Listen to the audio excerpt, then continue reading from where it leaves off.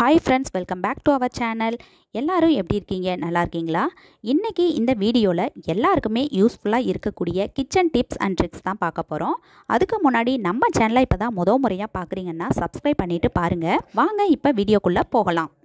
நாம எவ்வளவுதான் சேஃப்டியாவே வச்சாலும் இந்த சேஃப்டி பின்ன பார்த்தீங்கன்னா நமக்கு தேவைப்படுறப்ப கிடைக்கவே கிடைக்காது. நம்ம யூஸ் பண்ணிட்டு இதை அங்கங்க போட்டுருவோம். அதனால நிறையவே மிஸ் ஆகிடும். மட்டும் இல்லாம நமக்கு தேவைப்படுறப்ப இதை தேடுறதே ஒரு பெரிய வேலையா இருக்கும். அந்த மாதிரி ஆகாம இருக்கிறதுக்கு இந்த சிம்பிள் டிப்பை ட்ரை பண்ணி பாருங்க.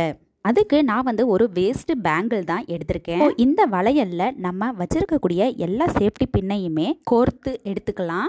இந்த மாதிரி எல்லா ஊக்கையுமே அந்த வளையல்ல தனித்தனியா கோர்த்து வச்சிட்டோம் அப்படின்னா நமக்கு தேவைப்படுறப்ப எடுத்து யூஸ் பண்ணிக்கலாம். நம்ம டப்பாவிலலாம் இந்த ஊக்கை போட்டு வச்சிட்டோம் அப்படின்னா கூட சைஸு சின்னது பெருசுன்னு பார்த்து தேடிக்கிட்டு இருக்கணும். ஆனால் இந்த மாதிரி வளையல்ல மாட்டி வச்சிட்டோம் அப்படின்னா எந்த சைஸில் வேணுமோ பார்த்து எடுக்கிறதுக்கு ரொம்ப ஈஸியாக இருக்கும். இந்த டிப் உங்களுக்கு கண்டிப்பாக யூஸ்ஃபுல்லாக இருக்கும். நம்ம சேனலை இப்போ தான் முறையாக பார்க்குறீங்கன்னா சப்ஸ்கிரைப் பண்ணிட்டு பாருங்கள். வீடியோவை ஸ்கிப் பண்ணாமல் முழுமையாக வீடியோ உங்களுக்கு பிடிச்சிருந்தா ஒரு லைக் கொடுத்துருங்க. ஃப்ரெண்ட்ஸ் அண்ட் ஃபேமிலிக்கும் ஷேர் பண்ணுங்கள். வாட்டர் பாட்டில் நம்ம எல்லாருமே யூஸ் பண்ணுவோம். அதை என்ன தான் தேய்ச்சி கழுவினாலுமே பாட்டிலோட அடியில் வளவளப்பு தன்மையோடையே இருக்கும். வாட்டர் பாட்டிலை அடி வரைக்கும் ஈஸியான மெத்தடில் எப்படி க்ளீன் பண்ணலாம் அப்படின்றது தான் இந்த டிப்பில் பார்க்க போகிறோம். அதுக்கு நான் கட்டப்பை குச்சி தான் எடுத்திருக்கேன். 3 ரப்பர் பேண்ட் எடுத்திருக்கேன்.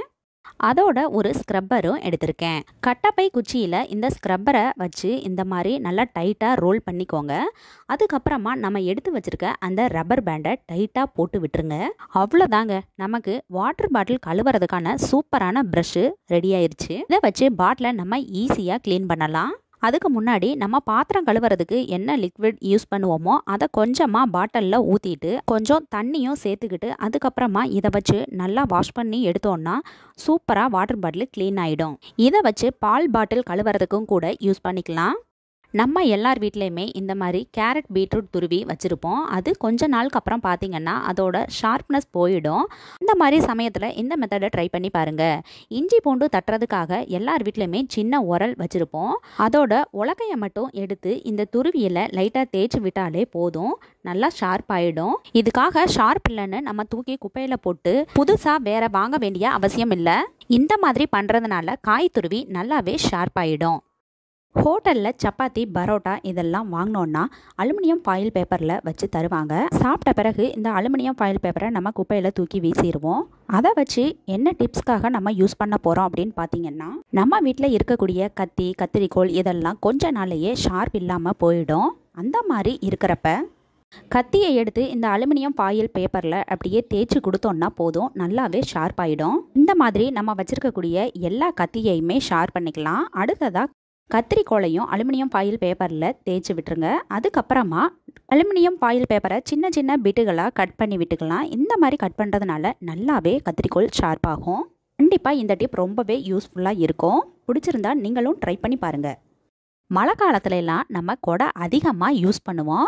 மழை காலம் முடிஞ்சதுக்கப்புறமா நம்ம கொடையை எடுத்து ரோல் பண்ணி வச்சுட்டு அப்படியே வச்சுருவோம். அந்த மாதிரி வைக்கும்போது இந்த சிம்பிள் டிப்பை ஃபாலோ பண்ணிவிட்டு நீங்கள் கொடையை வச்சிட்டீங்க அப்படின்னா கொடையிலலாம் ஸ்மெல் எதுவும் வராமல் பாதுகாப்பாக இருக்கும். அதுக்கு நான் என்ன எடுத்திருக்கேன்னு பார்த்தீங்கன்னா பான்ஸ் பவுடர் தான் எடுத்திருக்கேன். அந்த பான்ஸ் பவுடரை இந்த மாதிரி கொடை மேலே கொஞ்சமாக தூவி விட்டுட்டு கைகளால் தேய்ச்சி விட்டுருங்க. இந்த மாதிரி பவுடர் போட்டு தேய்ச்சி விட்டு அப்புறமா நம்ம ரோல் பண்ணி வச்சிட்டோம் அப்படின்னா நல்ல ஒரு ஸ்மெல்லோடையே இருக்கும். இந்த கொடையை ரோல் பண்ணி எடுத்துக்கலாம். ரோல் பண்ணதுக்கு அப்புறமா இதை அப்படியே வைக்காம இதுக்கு நான் என்ன எடுத்திருக்கேன்னு பார்த்தீங்கன்னா பழைய சாக்ஸ் தான் எடுத்திருக்கேன்.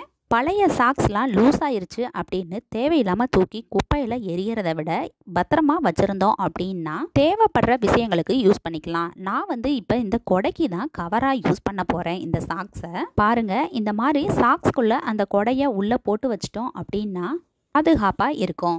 இந்த மாதிரி கொடையை போட்டு வச்சிட்டோம் அப்படின்னா நம்ம வெளியில் எப்போ எடுக்கிறோமோ அப்போல்லாம் ஒரு குட் ஸ்மெல்லோடையே இருக்கும்.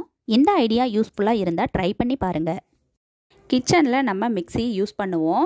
தேவைப்படுறப்ப யூஸ் பண்ணிவிட்டு தேவையில்லாதப்பெல்லாம் மிக்ஸியோட சுருட்டி அப்படியே வச்சுருவோம். நம்ம எவ்வளவு தான் சுருட்டி வச்சாலுமே அது டைட்டாக இருக்காது, கீழே கீழே விழும். அந்த மாதிரி சமயத்தில் இந்த டிப்பை ஃபாலோ பண்ணி பாருங்கள். ஃபஸ்ட்டு இந்த ஒயரை மிக்ஸியை சுற்றிலும் நல்லா டைட்டாக சுற்றிக்கலாம். இப்போது இந்த எல்லா ஒயரையும் சேர்த்து டைட்டாக சுற்றினதுக்கப்புறமா டைட்டாக பிடிச்சிக்கிட்டு நம்மக்கிட்ட இருக்கக்கூடிய கேச்சர் கிளிப்பை இந்த மாதிரி டைட்டாக பிடிச்சிட்டு போட்டு விட்டுட்டோம் அப்படின்னா இந்த ஒயர் லூஸ் ஆகி கீழே விழவே விழாது. உடைஞ்சு போன கேச்சர் கிளிப்பை தூக்கி எறியாம இந்த மாதிரி மிக்ஸி கிரைண்டர் ஒயரெல்லாம் சுற்றி வைக்கிறதுக்கு யூஸ் பண்ணிக்கலாம். வாங்க இப்போ அடுத்த டிப் பார்க்கலாம். ஒரு இடிக்கல் எடுத்துக்கோங்க, அதில் 5-6 கிராம்பை சேர்த்துக்கோங்க. சேர்த்ததுக்கு அப்புறமா இந்த கிராம்பை பொடிசா தட்டி எடுத்துக்க போகிறோம். இது எதுக்காகன்னு பார்த்தீங்கன்னா நம்ம வீட்டில் கொசு தொல்லை அதிகமாக இருக்கும். அந்த மாதிரி சமயத்தில் இந்த மெத்தடை ட்ரை பண்ணி பாருங்க. தட்டி எடுத்த அந்த கிராம்பை ஒரு பவுலில் எடுத்து வச்சுக்கோங்க. இதை வச்சு சூப்பரான டிப்ஸ் தான் பார்க்க போகிறோம். இயற்கையான முறையில் கொசு விரட்டி மருந்து தான் ரெடி பண்ண போகிறோம். அடுத்ததாக ஸ்டவ் ஆன் பண்ணிவிட்டு பழைய தோசை தவாவை அடுப்பில் வச்சுருங்க. தோசை தவா சூடானதுக்கு அப்புறமா கொஞ்சமாக வேப்ப எண்ணெய் சேர்த்துக்கோங்க. அடுத்ததாக 2 ஸ்பூன் அளவு மஞ்சத்தூள் சேர்த்துக்கோங்க. சேர்த்து விட்டு நல்லா இந்த மாதிரி கிளறி விட்டுக்கோங்க. அடுத்ததாக நம்ம தட்டி எடுத்துருக்க அந்த கிராம்பு பவுடரையும் இதில் சேர்த்து விட்டுக்கலாம். கிராம்பு பொடியை சேர்த்ததுக்கு அப்புறமா நல்லா கலந்து விட்டுக்கோங்க. இந்த புகைக்கு பார்த்தீங்கன்னா கொசு உங்கள் வீட்டில் எந்த மூலை முடுக்கில் இருந்தாலுமே உங்கள் வீட்டில் தங்காது. 5 நிமிஷத்துக்கு அப்புறமா அடுப்பை ஆஃப் பண்ணிக்கோங்க. 5 நிமிஷத்துக்கு அப்புறம் பார்த்தீங்கன்னா அந்த மஞ்சள் தூளோட கலரே மாறி இருக்கும். நம்ம சேர்த்துருக்கக்கூடிய அந்த கிராம்பு நல்லா வாசம் வர ஆரம்பிக்கும். இதோட 4-5 கிராம்பையும் எடுத்து அந்த மஞ்சள் தூளில் அப்படியே குத்தி விட்டுருங்க. குத்தி விட்டதுக்கு அப்புறமா அந்த கிராம்பில் பற்ற வச்சு விட்டுருங்க. பற்ற வைக்கும் போது அந்த கிராம்பு லைட்டாக எரிய ஆரம்பிக்கும். அந்த கிராம்பு லைட்டாக எரிஞ்சு அணைய ஆரம்பிக்கும் போது மஞ்சள் தூளோட சேர்ந்து நல்லா புகை வர ஆரம்பிக்கும். இந்த மாதிரி புகை வரக்கூடிய சமயத்தில் உங்கள் வீட்டில் கொசு தொல்லை எந்த இடத்துல அதிகமாக இருக்கோ அந்த ரூமில் இதை வச்சு விட்டுட்டு ஜன்னலை திறந்து விட்டுட்டீங்க அப்படின்னா 5 நிமிஷத்தில் கொசு எல்லாமே பறந்து ஓடிடும். இதை நீங்கள் கொசு எங்கெல்லாம் இருக்கோ அந்த இடத்துல எல்லாம் இதை ஒரு 10 நிமிஷத்துக்கு வச்சு விட்டுட்டு அதுக்கப்புறம் ரூம் ஜன்னலை க்ளோஸ் பண்ணி விட்டுருங்க. இந்த மாதிரி பண்ணுறதுனால கொசு தொல்லை சுத்தமாகவே இருக்காது. இந்த டிப் உங்களுக்கு பிடிச்சிருந்தா நீங்களும் கண்டிப்பாக ட்ரை பண்ணி பாருங்கள். இந்த வீடியோ உங்களுக்கு பிடிச்சிருந்தா லைக் பண்ணுங்கள், ஷேர் பண்ணுங்கள், மறக்காமல் சப்ஸ்கிரைப் பண்ணுங்கள். தேங்க்யூ.